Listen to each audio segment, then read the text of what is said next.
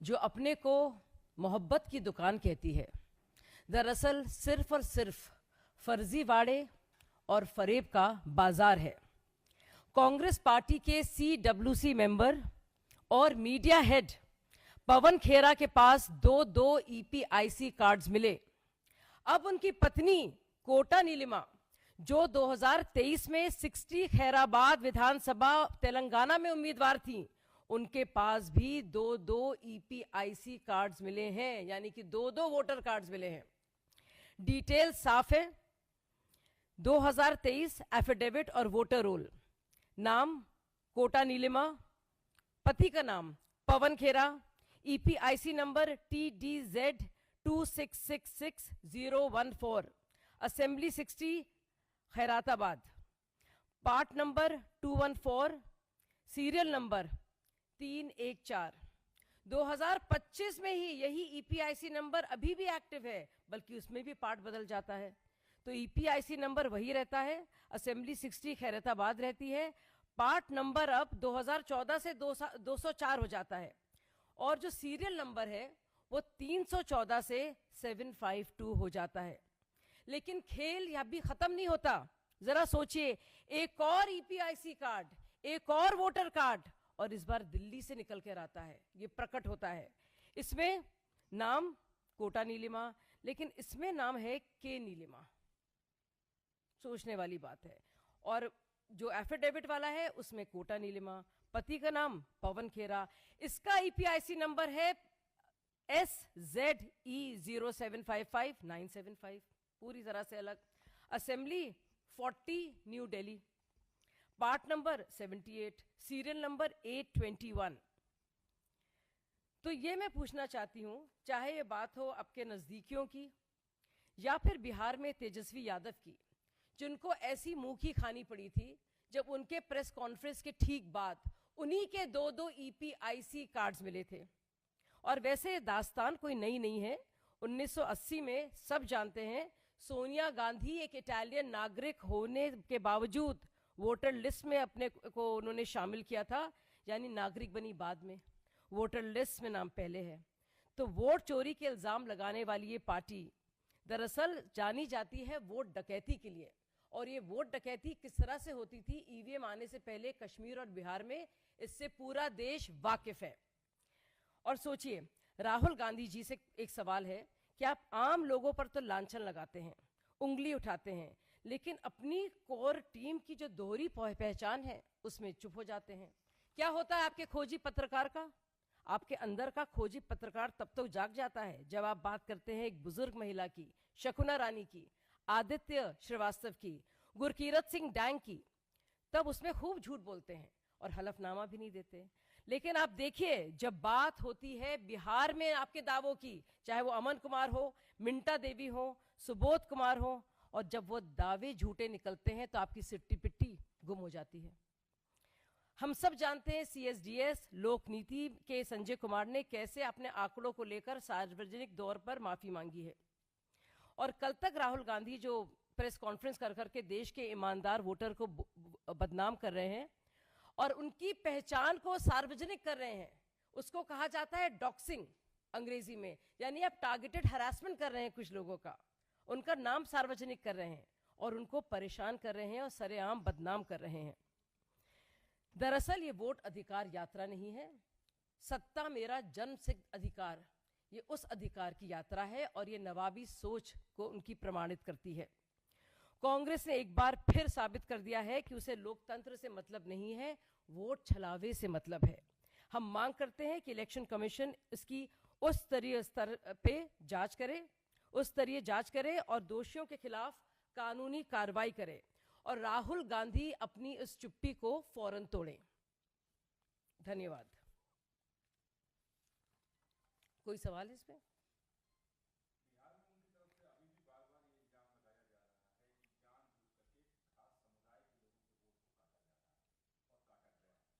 ये वही पुरानी सोच, घुसपैठियों को रक्षा देना, उनकी संरक्षण करना और अपने ही देश के नागरिकों को बदनाम करना, और वही वोट आइडेंटिटी कार्ड को खेलना बार बार, बजाय किसी हलफनामे के, बजाय किसी सबूत और प्रमाण के। यही वो खेल है और यही खुला खेल फर्रुखाबादी चल रहा है उनका। कब तक चलेगा ये उनका खेल?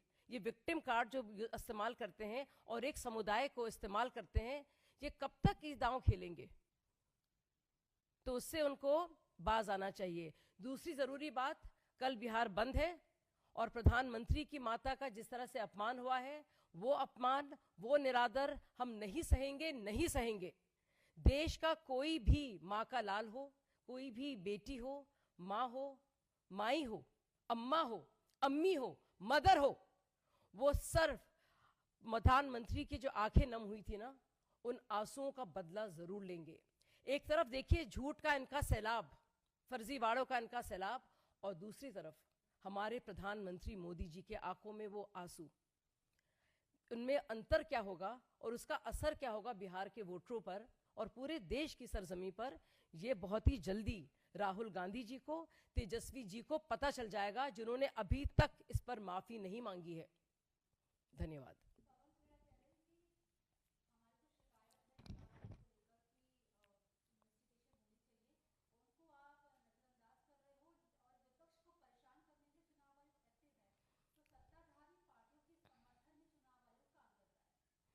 कि कब तक ये इल्ज़ाम लगाएंगे? जैसे कि मैंने कहा, आम लोगों की बात होती है तो आपका खोजी पत्रकार जाग जाता है, लेकिन अपने ही CWC मेंबर और मीडिया हेड के 2-2 आईडी पाए जाते हैं, वोटर आईडी, EPIC, और उनकी पत्नी के, उस पर कोई जांच नहीं होती। मतलब क्या हुआ? आपके नज़दीकियों के जो हैं, आपके करीबी, बाकायदा ये खुला खेल फर्रुखाबादी वोटरों के साथ, वोटर आईडी के साथ धांधली कर रहे हैं, तेजस्वी यादव कर रहे हैं, और उस पर आपके होठ सिले हुए हैं।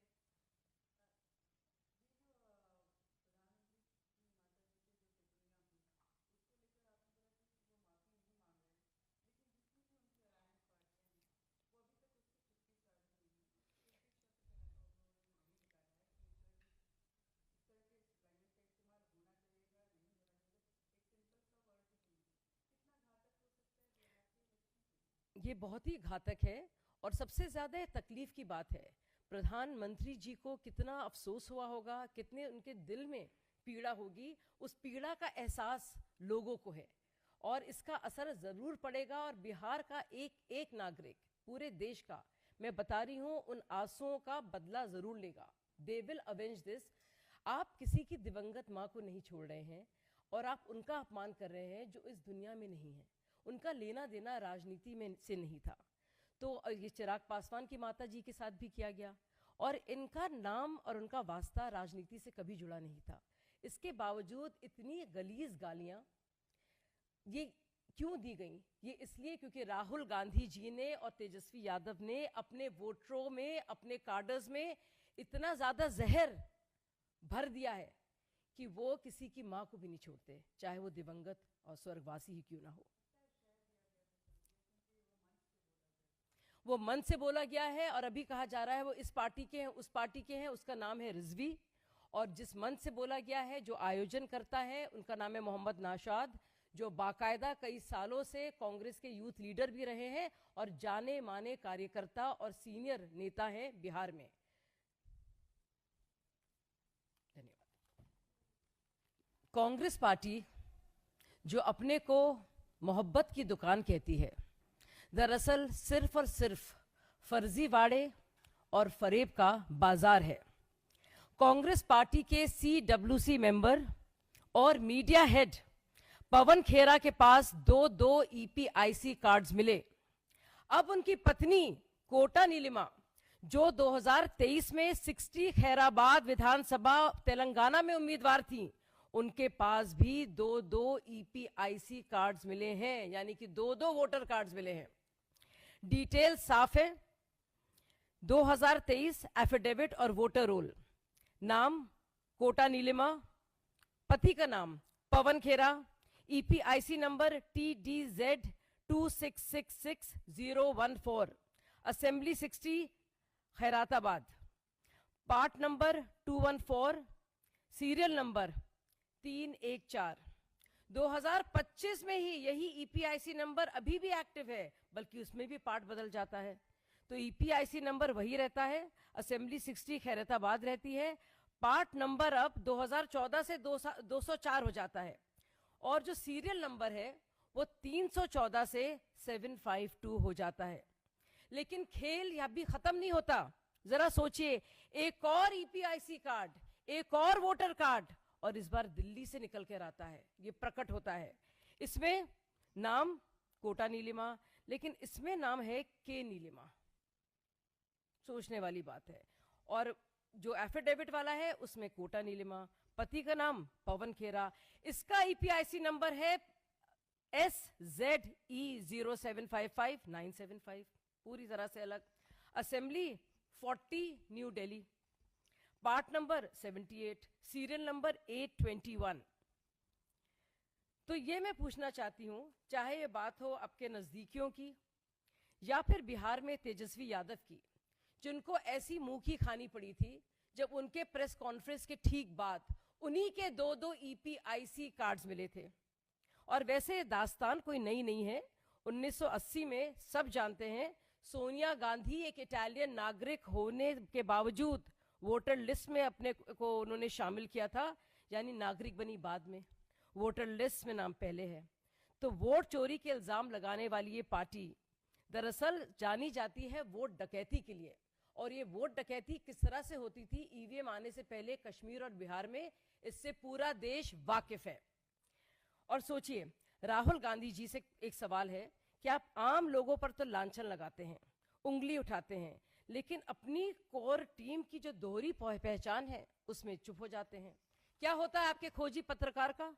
आपके अंदर का खोजी पत्रकार तब तक जाग जाता है जब आप बात करते हैं एक बुजुर्ग महिला की, शकुना रानी की, आदित्य श्रीवास्तव की, गुरकीरत सिंह डैंग की। तब उसमें खूब झूठ बोलते हैं और हलफनामा भी नहीं देते। लेकिन आप देखिए, जब बात होती है बिहार में आपके दावों की, चाहे वो अमन कुमार हो, मिंटा देवी हो, सुबोध कुमार हो, और जब वो दावे झूठे निकलते हैं तो आपकी सिट्टी पिट्टी गुम हो जाती है। हम सब जानते हैं सीएसडीएस लोक नीति के संजय कुमार ने कैसे अपने आंकड़ों को लेकर सार्वजनिक तौर पर माफी मांगी है। और कल तक राहुल गांधी जो प्रेस कॉन्फ्रेंस कर करके देश के ईमानदार वोटर को बदनाम कर रहे हैं और उनकी पहचान को सार्वजनिक कर रहे हैं, उसको कहा जाता है डॉक्सिंग अंग्रेजी में, यानी आप टारगेटेड हरासमेंट कर रहे हैं कुछ लोगों का, उनका नाम सार्वजनिक कर रहे हैं और उनको परेशान कर रहे हैं और सरेआम बदनाम कर रहे हैं। दरअसल ये वोट अधिकार यात्रा नहीं है, सत्ता मेरा जन्मसिद्ध अधिकार, ये उस अधिकार की यात्रा है और ये नवाबी सोच को उनकी प्रमाणित करती है। कांग्रेस ने एक बार फिर साबित कर दिया है कि उसे लोकतंत्र से मतलब नहीं है, वोट छलावे से मतलब है। हम मांग करते हैं कि इलेक्शन कमीशन इसकी उस स्तरीय स्तर पे जांच करे और दोषियों के खिलाफ कानूनी कार्रवाई करे और राहुल गांधी अपनी इस चुप्पी को फौरन तोड़ें। धन्यवाद। कांग्रेस पार्टी जो अपने को मोहब्बत की दुकान कहती है, दरअसल सिर्फ और सिर्फ फर्जीवाड़े और फरेब का बाजार है। कांग्रेस पार्टी के CWC मेंबर और मीडिया हेड पवन खेरा के पास 2-2 ईपीआईसी कार्ड्स मिले। अब उनकी पत्नी कोटा नीलिमा, जो 2023 में 60 खैराबाद विधानसभा तेलंगाना में उम्मीदवार थी, उनके पास भी 2-2 ईपीआईसी कार्ड्स मिले हैं, यानी कि 2-2 वोटर कार्ड्स मिले हैं। डिटेल साफ है। 2023 एफिडेविट और वोटर रोल, नाम कोटा नीलिमा, पति का नाम Pawan Khera, EPIC number TDZ2666014, assembly 60 Khairatabad, part number 214, serial number 314। 2025 में ही यही ईपीआईसी नंबर अभी भी एक्टिव है, बल्कि उसमें भी पार्ट बदल जाता है। तो ईपीआईसी नंबर वही रहता है, असेंबली 60 खैरताबाद रहती है, पार्ट नंबर अब 2014 से 204 हो जाता है और जो सीरियल नंबर है वो 314 से 752 हो जाता है। लेकिन खेल यह भी खत्म नहीं होता। जरा सोचिए, एक और ईपीआईसी कार्ड, एक और वोटर कार्ड, और इस बार दिल्ली से निकल कर आता है, ये प्रकट होता है। इसमें नाम कोटा नीलिमा, लेकिन इसमें नाम है के नीलिमा, सोचने वाली बात है। और जो एफिडेविट वाला है उसमें कोटा नीलिमा, पति का नाम पवन खेरा, इसका ईपीआईसी नंबर है SZE0755975, पूरी तरह से अलग। Assembly 40 new Delhi, part number 7।